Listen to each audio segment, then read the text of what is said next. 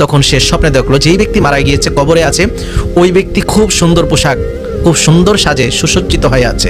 তার চারদিকে বাগান দেখা যাচ্ছে শুধু, এবং এত সৌন্দর্য যেই সৌন্দর্য এই ব্যক্তি দুনিয়াতে কোনোদিন দেখে নাই।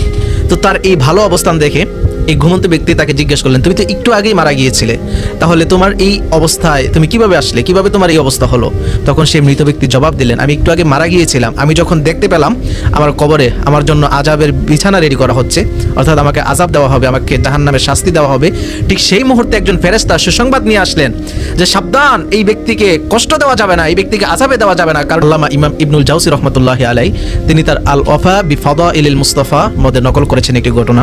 এক ব্যক্তি ছিলেন যিনি রাসূল করিম সাল্লাল্লাহু আলাইহি সাল্লামের পরবর্তী জামানার অর্থাৎ তাবিঈনদের জামানার একজন ছিলেন।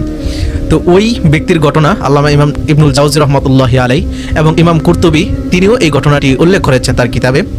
ঘটনাটি হচ্ছে এমন, সেই ব্যক্তির এক আত্মীয় মারা গিয়েছে বা এক বন্ধু মারা গিয়েছে, ওই বন্ধুর জানাজায় গিয়েছে। দাফন করার পর সে যখন আখিরাত নিয়ে চিন্তিত, অর্থাৎ কবরের পাশে বসে বসে ভাবতেছে আমাকেও একদিন এই কবরে যেতে হবে, আমাকেও এই দুনিয়া ছেড়ে চলে যেতে হবে, এই দুনিয়ায় কেউ চিরদিন থাকবে না, এইরকম চিন্তা করতে করতে সে এক পর্যায়ে ঘুমিয়ে পড়েছে।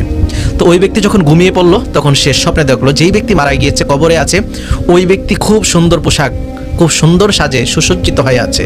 তার চারদিকে বাগান দেখা যাচ্ছে শুধু, এবং এত সৌন্দর্য যেই সৌন্দর্য এই ব্যক্তি দুনিয়াতে কোনোদিন দেখে নাই। তো তার এই ভালো অবস্থান দেখে এই ঘুমন্ত ব্যক্তি তাকে জিজ্ঞেস করলেন, তুমি তো একটু আগেই মারা গিয়েছিলে, তাহলে তোমার এই অবস্থায় তুমি কিভাবে আসলে, কিভাবে তোমার এই অবস্থা হলো? তখন সেই মৃত ব্যক্তি জবাব দিলেন, আমি একটু আগে মারা গিয়েছিলাম, আমি যখন দেখতে পেলাম আমার কবরে আমার জন্য আযাবের বিছানা রেডি করা হচ্ছে, অর্থাৎ আমাকে আযাব দেওয়া হবে, আমাকে জাহান্নামের শাস্তি দেওয়া হবে, ঠিক সেই মুহূর্তে একজন ফেরেশতা সুসংবাদ নিয়ে আসলেন যে সাবধান, এই ব্যক্তিকে কষ্ট দেওয়া যাবে না, এই ব্যক্তিকে আযাবে দেওয়া যাবে না, কারণ এই ব্যক্তি পৃথিবীতে রাসূল করিম সাল্লাল্লাহু আলাইহি সাল্লামের উপরে বেশি পরিমাণে দরুদ আদায় করতে, এই দরুদের উসিলায় আল্লাহ তাকে ক্ষমা করে দিয়েছে এবং তার মর্যাদা এই আখিরাতে বৃদ্ধি করে দিয়েছে। সুবহানাল্লাহ।